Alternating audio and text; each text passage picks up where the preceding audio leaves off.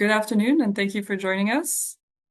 My name is Matilda Reckford, and I'm the project manager for the EHLS program at the Center for Applied Linguistics, and I'm joined today by Meredith Shoemaker from the Institute of International Education. Hi, my name is Meredith Shoemaker. I'm the Assistant Director for Data and Systems at the Institute for International Education for DoD programs, and I have been working on the EHLS program since 2018. While we go through this presentation, please use the Q&A box to enter any questions and comments you might have, and we'll do our best to answer those as we go through and at the end if we have time. So today we're going to talk about the English for Heritage Language Speakers program and what it offers. We're going to talk about its requirements. We'll get into details about the application process, talk a little bit about the skills testing, and we'll talk about some tips to keep in mind as you apply. So let me do an overview of the EHLS program before we dive in deeper. EHLS is a scholarship program with a focus on professional English communication skills and career skills. The program trains advanced speakers of English to be effective communicators and strong candidates for federal jobs. It's hosted by Georgetown University in Washington, D.C. Every scholar admitted to the program receives a full scholarship funded by the federal government. The program is 8 months in length. The first 6 months are full-time on the Georgetown University Capitol campus, and the final 2 months are part-time and conducted online. Participants are native speakers of critical languages who have a strong interest in public service. Our scholars come from varied cultural, educational, and professional backgrounds, but they're all united by an interest and a commitment to public service. So why EHLS? EHLS was established because critical language skills are in high demand in the US government. There are other government-sponsored programs to teach critical languages to native English speakers, but this is the only program designed to prepare individuals with native knowledge of critical languages for the federal workplace. The organization and history of EHLS. So we are a partnership among 4 organizations. The Defense Language National Security Education Office, or DELENCIO, provides funding. The Center for Applied Linguistics, where I work, we oversee instruction and coordinate language testing. Georgetown University provides instruction, and the Institute of International Education, where Meredith works, oversees the application process. The program started in 2006, and 2026 will be our 21st program year. Now let's look at the benefits and terms. The scholarships for the program are awarded through the Defense Language and National Security Education Office, or DELENCIO. Each scholarship provides full tuition and fees for the 8-month academic program, in addition to a living stipend. That is $3,600 a month during the first 6 months of the program, and then $1,200 a month for the last 2 months. For scholars who are moving from outside the DC area, EHLS can reimburse relocation costs up to $1,000. You also receive a certificate from Georgetown University upon successful completion of the program. By the time you're finished with the EHLS program, you'll have compiled a beautiful professional portfolio that includes a well-polished resume, writing samples, U.S. government scale English and heritage test scores, and a certificate from Georgetown University, which opens many doors. You must then agree to the terms that we have outlined here. That is full attendance and successful completion of the academic program, agreement not to work during the full-time portion of the academic program. EHLS scholars must purchase the Georgetown University Premier Plan for health insurance. Scholars can waive this requirement if they're covered by health insurance that meets Georgetown University standards, and we have more details on the insurance plan on the Georgetown University health insurance website. And the last term is acceptance of a service requirement after completing the academic program. Let's look at eligibility requirements. You must be a U.S. citizen at the time of application. You must be a native speaker of one of the languages listed here, and you must have professional level proficiency in that language. You must have advanced proficiency in English. Your proficiency in both English and your native language will be formally tested. And we're going to talk a little bit about the skills testing in the presentation. You must have a college degree that's at least a bachelor's degree. You must be able to use internet, word processing programs, and PowerPoint. You must commit to a full-time day program from January to June in Washington, D.C. at Georgetown University. And you must be willing to work for the federal government for 1 year in a position with national security responsibilities. It will be your responsibility to find that position. Let's look at some important dates. The application is currently available. You can go on our website to find the link to the application. The deadline for the application and supporting documents is 5 p.m. Eastern Time on June 17, 2025. Once your application is submitted and considered complete, applicants are invited to schedule an oral proficiency interview or an OPI in English. Those are administered through July 14. We highly recommend submitting your application and scheduling this OPI as soon as possible so you can receive a time that works with your schedule. And we'll talk a bit more about the OPI in this presentation. EHLS staff notifies candidates of their status in September. Some candidates will be provisionally selected and move on to the skills testing. And then in late October to early November, the provisionally selected candidates will complete this language testing and the basic technology skills testing and complete an additional OPI in your critical language. And then EHLS staff will notify candidates of their final status in early November of 2025. The program will start on January 5th, 2026. I'll pass it to Meredith for how to apply. Great, thank you. I want to apologize for my voice. I have a little bit of a cold or allergies or something, so please excuse me if I cough or if I sound a little bit scratchy. Moving into how to apply, we're going to talk first about the application process. There are 2 stages to the application process. All candidates will complete stage 1, while only some will be invited to stage 2. For stage 1, there are 3 steps. So you will prepare your application as step 1. Step 2, you'll need to submit the application and all of your supporting documents. And supporting documents include your transcripts, any transcript evaluations, recommendations, etc. And then step 3 is to complete an OPI in English. In stage 2, you're going to take language and technology skills testing, as Matilda just mentioned, and you will receive notification of your final results and status. So for stage 1, as I mentioned, there are 3 requirements. One is to complete your online application. The application is open now and will be open until mid-June. Confirm that all necessary supporting documents have been submitted. I'll talk just a little bit about that on the next slide. And to complete, again, an OPI in English that has to be completed by July 14th, 2025. For a little bit more detail on the application and supporting documents, please be sure to complete all sections of the application. Upload your supporting documents, which are your resume and your transcript, to the application system. Please be aware that foreign degrees must be evaluated. So you'll need to contact a credential evaluation service for the evaluation and upload it to the application systems. Getting your transcripts evaluated can be a lengthy process. It can take up to 2 months. Doesn't typically take that long, but it can. So starting early is really critical to avoid missing the deadline.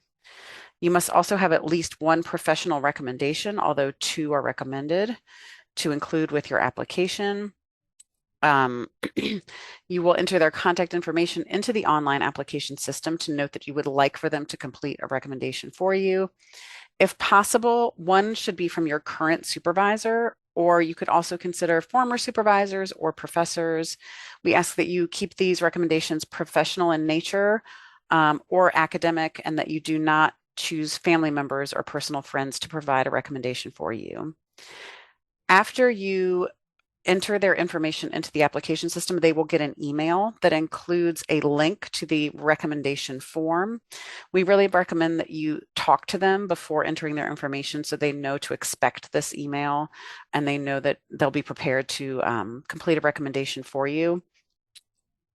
and just make sure that everything is all squared away for that.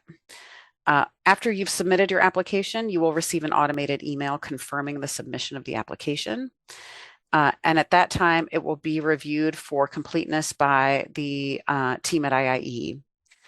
When your application has been reviewed and found to be eligible, to have all the required documentation, including the transcripts, the evaluation, the references, etc., you will receive another email with information about how to schedule your OPI in English. I just want to make a note that although the application is open now, it's still very early in the application process. We will likely, and so even if you submit your application today, we don't typically start reviewing the submitted applications until early next month. So don't worry if you don't hear from us, in the second half of March. It's great if you're very gung-ho and submit right away.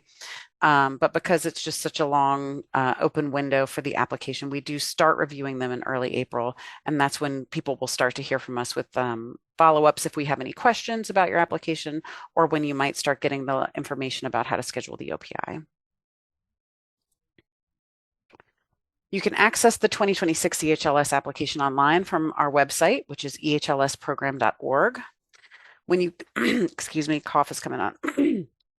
When you get to the homepage, click on the tab that reads How to Apply. From there, this will take you to a page that outlines the components of the application, including the documentation that's required, the 5 steps of the application, and the timeline for this year's application cycle. To create or continue an application, you will click on Step 1, Start an Application, and then click Apply here. You can see it sort of on the screen in an oval there. There's a little button. The Apply Here link will take you to the online application system. If you're starting an application for the first time, you'll have to click Create an Account, which you see on the right side there of the screen. If you already have an application open for this cycle, or even if you've completed a previous application, you'll click Log In. Be sure to click on this link every time you return to the application and log in with the same email address. Please note that this year's application is independent from any previous year's application. So if you applied last year or in a previous year, you will need to create a new application. If at any time in the application cycle you forget your password, you can reset it by clicking the Forgot Password link. This will trigger an automated email to be sent to the email address that is in the system. Sometimes this can be routed to a junk or spam folder. So do check those if you don't see it in your inbox. If you do all of that and you still don't see it, you can email us at ehls@iie.org. But let's go ahead and move forward and take a look at how you would create a brand new application. So when you click on Create an Account to start fresh, you will see the screen here. You're going to be asked to register with your email address, your first and last name, and your birth date. I want to note some people put in fake birth dates into this because they worry about personal information, etc. We do ask that you use your real birth date, and you will be asked for it later to verify your account. This is part of the information that we collect for the program. So just noting that we ask that you put in the genuine information here.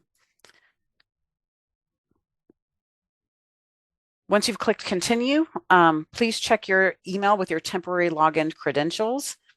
And please make sure again to check your spam folder in case it's not there. You can see there that they're going to show you your email. You'll be asked for the temporary PIN and again to verify that birth date in order to log in. Once you've done that, you'll be prompted to create a new password. Once you've created a new password, click Set Password. From here, you'll be able to start your application and you'll click Start New Application. I want to note if you are a returning applicant and you're logging in with the same email address and not doing, excuse me, create an account for the very first time, you will still need to click the Start New Application button. So if you're a previous applicant, instead of seeing here where it says you have not started an application using this account, it will show any previous applications. But you still want to click that Start New Application button at the bottom because this, again, is a new application for a new year. You're not going to be able to use previously submitted applications. Once you've selected Start New Application, you can proceed to create the application. So you can click on that and open the application. This will take you to the first page of the application, which is shown here, which displays information regarding the program. Please do read through this information. It's really helpful. We've got some good links here. We recommend that you review all of that carefully. You'll also see that on the left-hand side, there's a navigational bar that you can use to sort of go through and navigate the application. I want to note that every time you click on this left-hand navigation bar, it's going to save your application automatically. So anytime you move from one page of the application to another page, it's going to save your work. It does time out.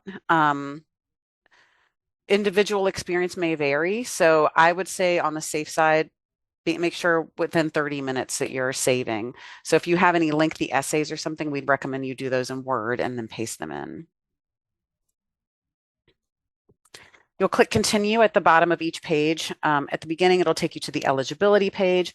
You must meet all 3 of the eligibility requirements. You must be a US citizen, a native speaker of one of the EHLS languages, and you must hold a bachelor's degree at the time of application. So the deadline again for this, I believe, is June 17th. So you need to meet the eligibility criteria by that deadline.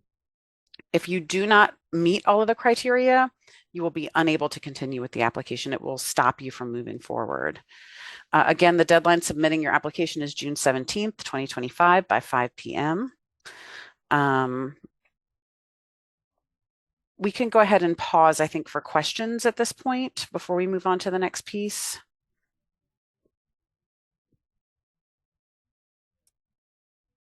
Or do you want to wait and take questions at the end, Matilda? Yeah, I quickly browsed for question. I don't think I saw too much specific. Anything about applications? The application. About the process? Okay. Um, Great. You can still enter if you have questions about the application process itself or the system or anything like that. You can go ahead and type them in, and we'll catch you back at the end. Oh, there is a question on transcripts. Mm-hmm. Do all transcripts need to include study abroad or just your bachelor's degree? Do you want to answer? I mean, so previous study abroad is not a requirement for EHLS. If you have studied abroad, it kind of just it depends, right? What we're looking for is proof in the transcript that you have completed the bachelor's degree component. So if you did your bachelor's degree domestically and you had a study abroad, as long as that transcript indicates that you have completed that degree, that's fine. Kind of the same thing for an overseas transcript. However, you'll need to include the academic evaluation that I was talking about earlier, and that should clearly state that you have the equivalent of a US bachelor's degree or higher. I don't think we need to see any particular transcripts from a semester overseas or anything like that. Presumably, you would have gotten credit for that at your home institution. You can provide those if you would like to, but they're not required. Yes, and on the note of foreign degrees, this does come up the question on you have maybe a foreign degree and you also have a US degree. And so you should include your transcript from your highest degree. Exactly. Yeah, we're looking for the transcript from the highest degree you have earned, whether that is in the US or abroad. If it is abroad, we do require the academic evaluation showing the equivalency of the degree. If your transcripts from abroad are not in English, you may choose to include a translation. It's not required, but it's helpful to the panelists if you have it, to the reviewers who are reading and scoring the applications later in the process. Right. I think that answers whether GPA is taken into consideration. It's like Meredith said, part of the package. Yeah. Academic merit is considered broadly. There's a question on a applicant applying for the second time. Should you use the same references and essays from last year? If you use the same references, they will still have to receive the email, write the whole thing, or hopefully they have it saved and send it again. If they don't want to change it, they would still have to go through that process. Yeah, you can choose to use the same recommenders and include the same essays. I would recommend, you have a year more experience, presumably in the workforce or in study. You might want to make some adjustments to think about how you might strengthen that. in the following year. But you absolutely may use those again. Hey, for the interest of time, I think we can move on to the next slides, but please keep those questions coming. We hope to answer them a little further along. So let's talk about the OPI. Once your application is submitted and considered complete with at least one recommendation letter, applicants can proceed to scheduling an oral proficiency interview in English. You cannot schedule an OPI until you've completed all components of the EHLS application and it has been reviewed for completion. You'll receive a link and step-by-step instructions on scheduling an OPI in English once we've reviewed your application. These OPIs are administered through Language Testing International, or LTI. The OPI is a live 30 to 45-minute telephone conversation between a certified tester and the test taker. These OPIs are administered through July 14, 2025. However, your application still has to be submitted by 5 p.m. Eastern Time on June 17th. So we do suggest that you submit your application as soon as possible, and then you can secure a date for your OPI that works for your schedule. You must complete that OPI by 11:59 p.m. Eastern Time on Friday, July 14, 2025. You cannot reschedule an OPI within 24 hours of the scheduled test time. A missed OPI will not be rescheduled, and applicants must meet a minimum standard of an ILR Interagency Language Roundtable ILR 2. If not, you will be disqualified and notified of the decision.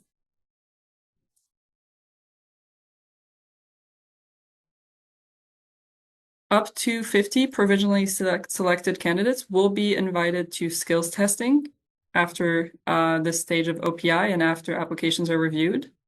These tests, as long as the first OPI, are administered virtually.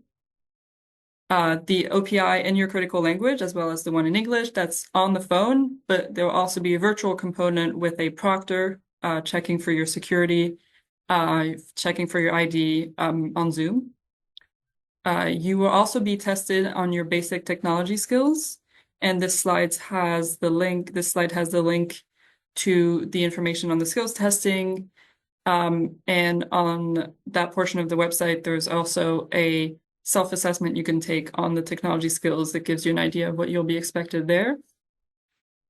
We will extend offers of admissions in November 2025, and we anticipate selecting 18 scholars. So it is a competitive program. We have about 200 applications every year, and then 50 move to stage 2, and then 18 scholars make it into the program. We have everything.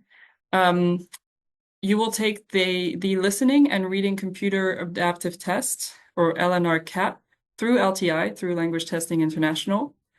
Then you will take a 1-hour writing test with 3 constructed response items. This test is administered and proctored virtually by CAL, where I work, the Center for Applied Linguistics. And we will also assess your basic technology skills in a proctored virtual assessment administered by us at CAL. These tests evaluate the candidate's general proficiency in English. Test questions cover general interest topics and common social and professional situations. There are no sample test materials available for review. To prepare for the test, we recommend reading the newspaper, listening to the news on the radio, using English and your native language in discussions of current events and in professional context. You should be prepared to utilize the following skills for the basic technology skills tests.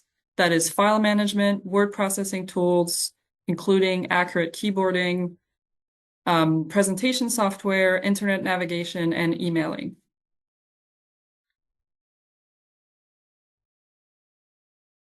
Provisionally selected candidates also take an oral proficiency interview in their critical language. As with the English OPI, items on the OPI for the critical language also cover general interest topics, common social and professional situations. It is given over the phone and it's proctored remotely.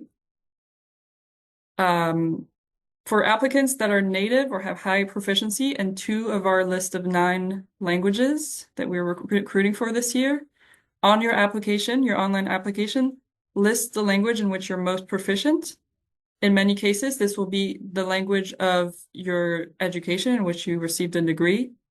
For example, if you're a speaker of Ukrainian and Russian, but you completed your college education in Russian, then you should list Russian as your language for the program. That is then the language that you will be tested in for entrance into the program, and the language that you'll be conducting research in once you're in the program.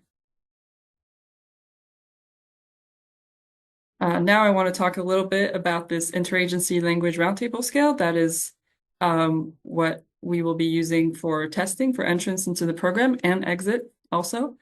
So all these language tests are rated on this proficiency scale. It was created by government agencies, and it references the tasks you can complete, your vocabulary, your control of grammar, and your length of production. These are the 5 levels, 6 basic levels with 0, and there are also plus levels in between. To qualify for EHLS, you will need to receive a score of at least 2, that is limited working proficiency, on all 4 English language skills tests. That's listening, reading, writing, and speaking. And you will demonstrate your English speaking during the first stage of the application before your application is reviewed. You will need to receive a score of at least 3, that is general professional proficiency, on the speaking test in your critical language. We sometimes have the question, I'm a native speaker, why am I not a 5? 3 is really for a native speaker a score that is expected. Some of these tests, including the OPIs that we take, don't test above a 4, level 4. So even if you're a native speaker and you're very proficient, you can expect to be in that 3 plus 4 range in your critical language tests. But let's look at what a level 2 on the ILR scale means. So that's when the individual will be able to satisfy most routine and social demands and work requirements. They will be able to narrate and describe in 3 major time frames. They'll be able to make comparisons, deal effectively with complicated situations. They'll be able to navigate with most informal and some formal settings and have a range of concrete topics of personal and general interests. The individual will be comprehensible to speakers who are unaccustomed to dealing with non-native speakers, and they'll be able to produce paragraph-length connected discourse in writing. What does the 3 on the ILR scale mean? The individual will be able to speak the language with sufficient accuracy and vocabulary to participate effectively in most formal and informal conventions on practical, social, and professional topics. They'll be able to discuss topics extensively, hypothesize, support opinion, deal with a linguistically unfamiliar situation. Individuals will be able to navigate most informal and some formal situations. They can navigate a wide range of concrete topics and some abstract topics with special fields of interest and expertise. Errors almost never interfere with communication or distract the native speaker from the message. They'll be able to produce extended discourse and conceptual links between paragraphs. We have a link later in this presentation on the ILR scale, or I'll put it in the chat as well. They have a website where you can review all these criteria on the proficiency, and that can be helpful in kind of self-assessing your own abilities as you prepare for the tests.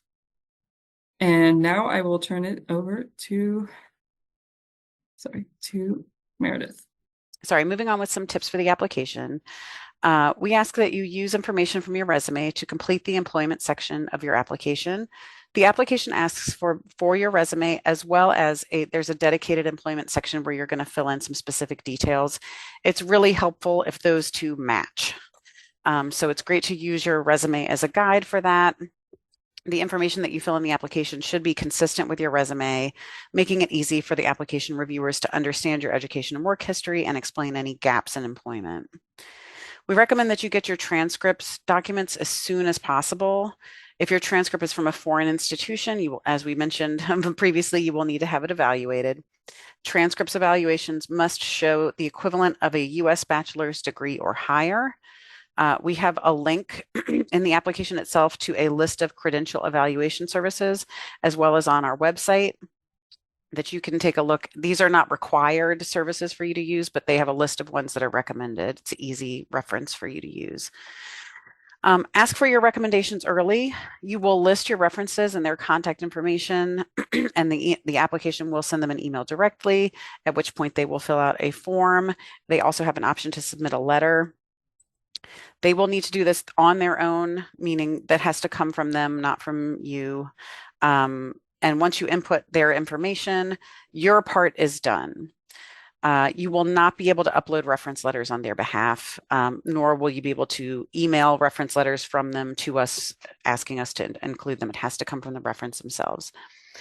And we recommend submitting your application sooner rather than later, so that you can get the OPI scheduled. As we've mentioned previously, the application is due June 17th, and the deadline for the OPI is mid-July. That's kind of a tight crunch if you wait till the very last minute, and there might be a lot of people competing for the same time slots. So you'll be doing yourself a favor if you can submit early and have more time to schedule that OPI. We also recommend that you write specific and detailed essays. It's important that you clearly demonstrate your interest in working for the federal government. Also, make sure that you're addressing all of the prompts in an essay. You're answering the question. You are answering the questions that are asked, and that you are answering all of the questions that are asked clearly. We recommend that you review the program selection criteria before and as you write your essays. These are available on the website. And review the selection criteria definitions that are posted on the EHLS website there. These are what we provide to the application reviewers as they are reading and scoring applications. So it's incredibly helpful for you to look through those and know what they're going to be looking for, so you can best position yourself to have a strong application. Excuse me. This is a screenshot of the EHLS program website. There are selection criteria definitions, again, that we said that the reviewers will be using to assess each criterion. And if you review them in advance, you will know what the reviewers are looking for. They're looking for, as you can see here, they're looking at language goals and motivation, cultural knowledge, research skills, professional adaptability, and compatibility with the federal workplace broadly. So moving on to stage 2, that's after the application has been submitted and after you've already taken your English OPI. Please be sure that you have the technology skills needed to complete the writing test by referring to the information in the links on the EHLS website. We have a link to the document listed here, so please carefully review the information in the document. Excuse me. So here what we're okay. Yes, I said here, and then you go here. So there's the link there that you can take a look. Great, and we have a few wrap-up announcements on the future Q&A sessions and future webinars that you can attend on Zoom. For more information, the general information webinar, we go into more details about the program there. And in the what to expect during and after HLS, we have 2 speakers, one from Georgetown University who talks in detail about the instruction and the program schedule. And we have a speaker from our funder, from Delencio, who also speaks about the service requirement. So highly recommend you attend this webinar as well. Live Q&A sessions are an opportunity if there's not enough time, which there might not be, for us to answer all the questions you may have, or to hear other questions from other applicants that can apply to your situation. I highly recommend attending those as well. We don't present for as long in the Q&A session, so there's really more time to address any questions. And we also have in-person events. If you check our website or sign up to our newsletter or our social media, you can learn about whether we're holding an event in your city. We're holding a few in the DMV area across the next few months, and perhaps some other areas as well across the country. So you can stay tuned and try and meet us in person to ask some questions as well. The more you know about the program, the better your application will be. Anything we haven't covered today, you might have more questions that are more individualized to your specific situation. I think after we had addressed earlier the question on, what's the degree I should use, what's my highest degree, which one is it's from the US as a foreign degree. If you would just want a specific question to your specific case, it's worth emailing Meredith at IIE for questions related to the application system, but also questions on transcript evaluation, what degree to show transcript for, etc. If you have any questions on OPI scheduling, any questions on language testing, you can contact me, Matilda, at these two email addresses and that phone number. You can also contact our colleague Maria Mariani from Georgetown University if you have any questions on the EHLS curriculum, the schedule, and Georgetown facilities. Of course, if you contact any one of us or the info email that's in here, we can make sure to redirect you to the right person who will answer any questions that you have. And yes, I think we have a few minutes to talk about some more questions. I'll leave this slide up instead in case we need to go back and show something.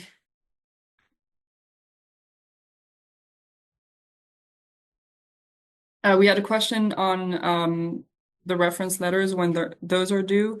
So like we spoke before, all supporting documents, including your reference, having submitted that, having put their reference in the system, that is also due on the 17th. And we recommend being in contact with your reference in general, telling them about their program, your motivation, but also checking with them to make sure they do actually submit it by the deadline.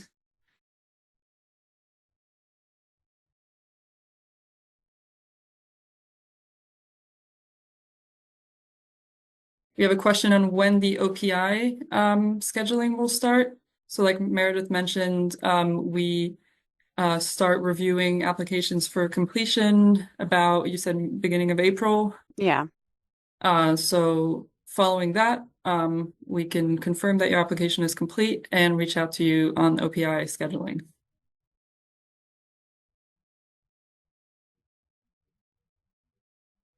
We have another question on transcripts. So do you have to submit all the transcript for all your education or only your highest degree transcript? Will that be enough? Only the highest degree transcript is required. Again, I'll note that they'll be, considering your application holistically. If you want to show additional information, you can, but what's required is the highest degree earned. We have someone that is planning to be maybe overseas in that June, July, in those months when OPIs can be scheduled. OPIs can be scheduled as of, I would say, May would probably be when we begin scheduling OPIs. So if you submit early, that's a great way to not have to deal with scheduling an overseas call. It has happened before that someone was overseas and was just in that time crunch and needed to do that OPI overseas. It is a telephone conversation. It needs to be with a phone number, so you would need an international phone plan and then be able to access Zoom on your computer as well. I see a question here asking if they want to request a recommendation from someone who is outside the US, do they have to submit their recommendation in English? And yes, they do. The recommendations must be submitted in English. The review panelists are English speakers. We have a question on age limit. So there's no age limit to the program, and our reviewers don't have access, I believe, to the age of our applicants. So it does not play into the decision. um, for our panel. I see a question here that says, if I completed an OPI in last year, would you accept it or do I need to retake the tests? You want to address that one? Sorry, could you repeat that? Oh, sorry. I mean, I can address it too, but if they completed an OPI last year, do they need to retake it or will you accept last year's score? Yeah, we've had a few applicants from last year reach out already. Please reach out if that is your situation because we want on our end to confirm that it's still valid, it hasn't expired, and then we confirm with you by email, yes, it is, your application will move forward. So just make sure you have that communication with us to confirm that, and then you don't need to take an OPI again if it's valid. Same with if you did some of the skills testing, your critical language, English, writing, listening, reading. If any of those are still valid, you wouldn't have to take those again if you apply a second time. I see a question here from someone asking, can I change my recommenders if somebody doesn't respond? So you ask for recommendations for whatever reason they're not getting them in on time. Can you change them? You can. In the system where you request the recommendations, there's an option to exclude a recommender, and that removes them and allows you to add someone new. I would just note a couple of things. One is that you can only do this if you haven't submitted the application yet. If you have already submitted it and you're waiting for the references to come in and you need to change someone, please email us at ehls@iie.org and we can help you on the back end of the system as long as it's before the deadline. And the other thing I would note is that when you do go in and choose that exclude option to remove a recommender, it doesn't notify them. And so sometimes we'll have people email us to say, I'm trying to submit a recommendation for this person, but the link isn't working. So if you choose to remove someone from consideration, we ask that you please let them know so that they don't then later try to get that recommendation in for you. We have a question on, is there a set number of candidates for each language? There is no quota per language. So of the 18 scholars, there could be 5 Turkish speakers, it could be 10 Turkish speakers. There's no limit. As long as your language is on the list, your application and your language testing is what determines your entrance into the program. We have a question on specifically a one evaluation service and if it's okay. I haven't heard of that one. It's called Spantran. I also have not. I would say to check the list. We do include like I said, in the application itself and on the website, there's a link of evaluation services that definitely we do accept. I would check and see if it's there. If it isn't on that list, that doesn't mean we won't accept it, but you might need to just send us an email and we'll look into it.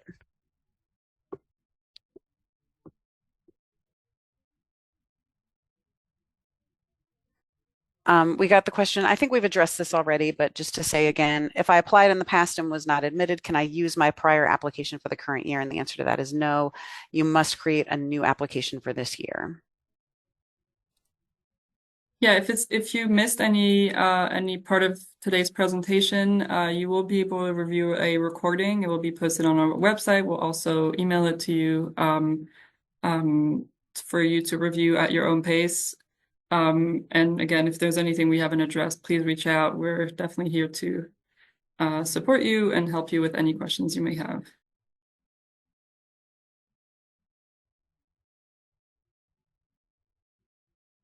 There is no testing in the critical language in reading, writing, listening. It's only in speaking. You only are expected to take an oral proficiency interview in your critical language. That is because there's not the same test for reading, writing, listening across those languages. So we wouldn't have kind of a fair way to measure those languages, but we do for the OPI. Those languages are all available for OPI testing.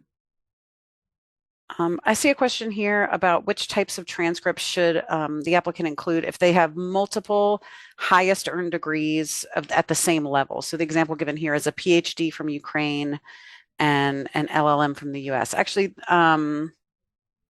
And the PhD, sorry, in this case, they're not the same level. The PhD is the higher level, so that would be the required one. But let's say that it was a PhD and a JD, a Juris Doctorate, so two doctorate levels. You could choose either, or two master's degrees. You could choose either. But if there are different levels, you should include the highest level one, no matter where it's from in the world.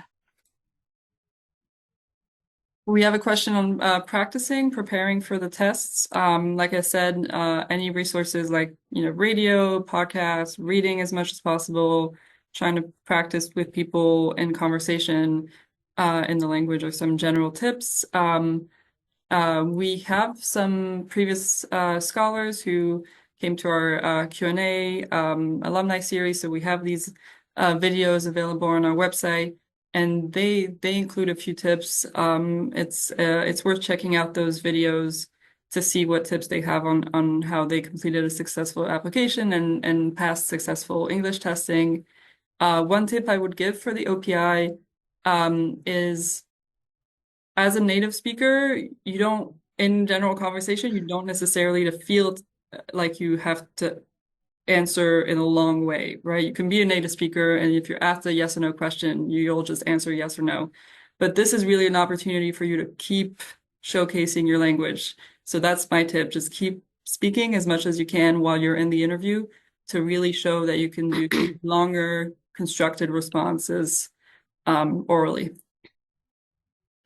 I see a question here that asks, does holding a PhD at the time of application put the applicant at a disadvantage? And I would say absolutely not. The minimum requirement is a bachelor's degree, but having a master's or a PhD is definitely not a disadvantage.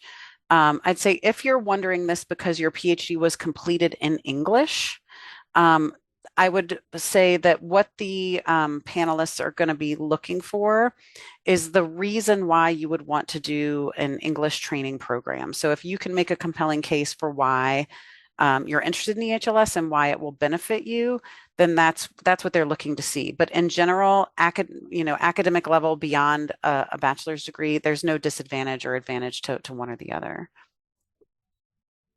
We have a question of whether we accept reading and listening scores from a test that wasn't taken through us, that was the DLPT.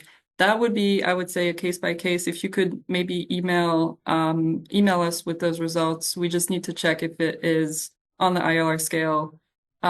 Reading and listening, for instance, in English, we need to check if that score is valid and that works. So that's more of a case by case basis. I would recommend reaching out individually with those results.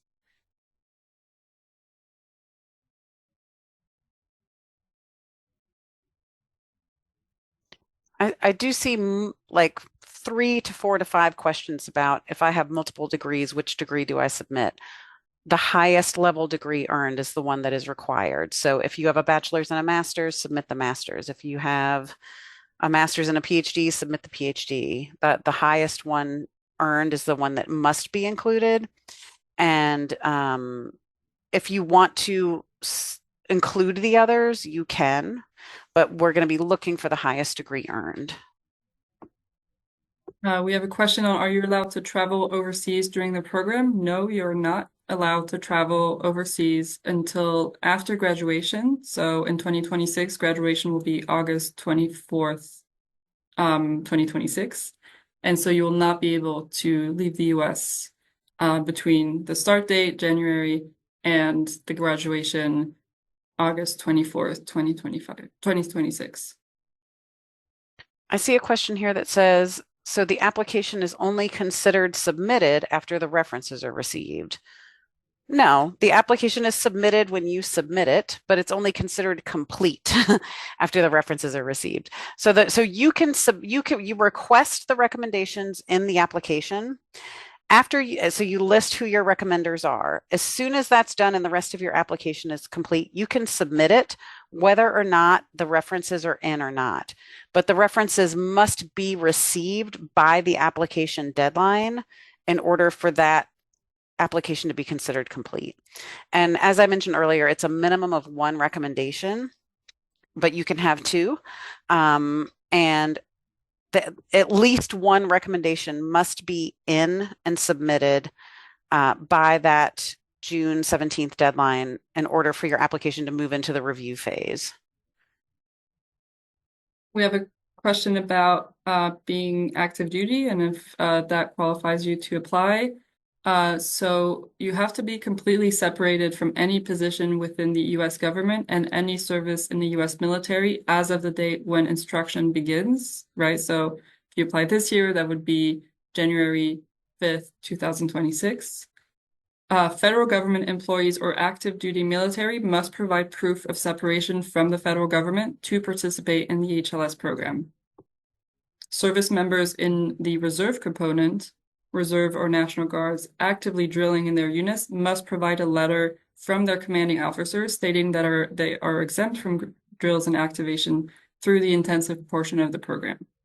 If you have more questions on this, of course, this can be discussed on a case-by-case basis as you apply, but these are the general guidelines for separation for the eligibility requirement, that is separation from the government as at the time of application. We have a question here about the skill test that says, when you say that they're virtually, does that mean that you take them from home? And the answer to that is, I mean, it doesn't have to be home, but it's remotely over the internet, over Zoom.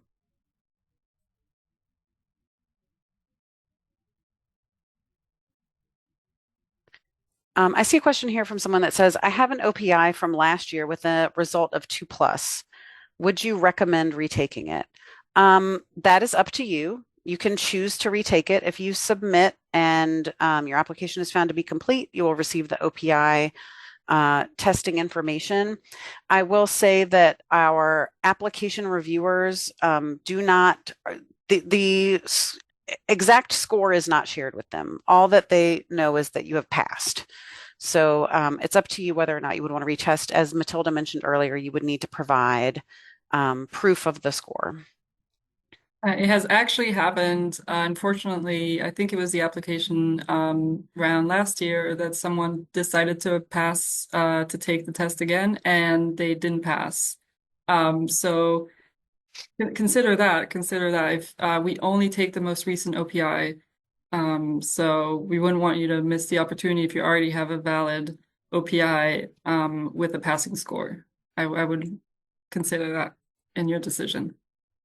Matilda, here's one I think you addressed earlier, but for someone who speaks 2 of the critical languages fluently, can they be tested in both languages and have a certificate for both languages? In entry, to enter the program, you can only test in one language. That's the one you select in your application. You only select one as your critical language for the program. That's the step. The question in your application is to only select one. There's a question after that. Do you speak any other languages? And then you can list other languages. Scholars that are in the program and speak more than one of the critical languages are offered the opportunity to take an OPI in a second or third critical language. So that is an opportunity we provide our scholars once they're in the program. They can get a certificate for those critical languages that they speak.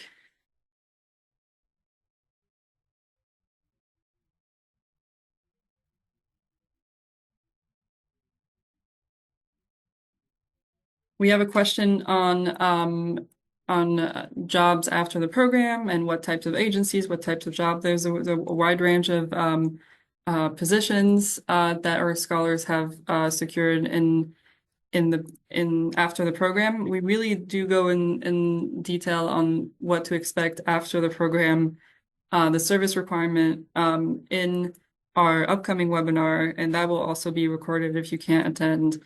That will be, show the slide again. April 23rd. So we go into detail about the different agencies, the different careers. This is a component for you, I'm sure, for your own interests on the experience of past scholars, but this is also a component of the application. You will be asked about your compatibility with the federal workplace, right? You'll be asked to show your motivation for a few different positions that you're interested in. after the program. So we recommend doing some research on this, and there's a lot of information on our website. We list on our website a few different websites for you to begin your search. And the general information webinar, the one we had that is already recorded and on our website, also lists the different tiers of service. So we don't have time to go into depth about that today, but we have priority agencies that you can apply for, and then second tier and then third tier agencies, with the goal that the position has to have national security responsibilities. Matilda, I'm seeing a number of questions here. I'm wondering if it would be better for the general information session or what to expect about the courses that are offered through EHLS and what days of the week and stipend payments and all that kind of thing. Where would they be better suited to go? Yes, absolutely. We go into more detail in the what to expect during and after EHLS on what each course entails, what you would learn in your professional or oral communication class and your career skills class. We go into details there. We also talk about the schedule, which, I can say now the days of the week that you would work that you would be in the program would be Monday through Friday. So that is a good place to answer those questions. And was there a question about stipend, you said, or? Sorry, I'm having trouble with the mute toggle here. There are questions about the stipend as well as like the relocation reimbursement, just sort of Right. practical questions like that. Where would they go for those? I mean, we can probably address some of them here too, but for those kind of technical logistical questions. Yeah, I'd say reach out to us if the information is not on the website, or we have a frequently asked question section also on our website. You can check there. But yes, I think we did mention for relocation from outside the DC area, it is $1,000. That is the stipend. Mhm. That is the Maximum maximum. reimbursable. Yeah. Oh, we're kind of bumping up against time here. Yes, so I think it's a good opportunity to just again emphasize to reach out to us for anything we didn't answer today. You can also come to our Q&As where we'll have more time. Maybe we'll have time to unmute and you can actually ask your question. So uh, please make use of all the resources we offer for a successful application, and apply. I hope you apply, and yeah, I'll leave you with some some final words, Meredith. Yeah. Thank you so much for joining. I really hope that we see all of your applications. Again, please reach out to us with any questions. These webinars are a great way to learn more, so please do attend more if you didn't get your question answered. But you can also reach out to us by phone or email, and we encourage you to do that as well. Thank you, everyone, and I hope you have a good rest of your Friday and a good weekend. And we hope to see your application soon. Thanks all. Bye. Bye-bye.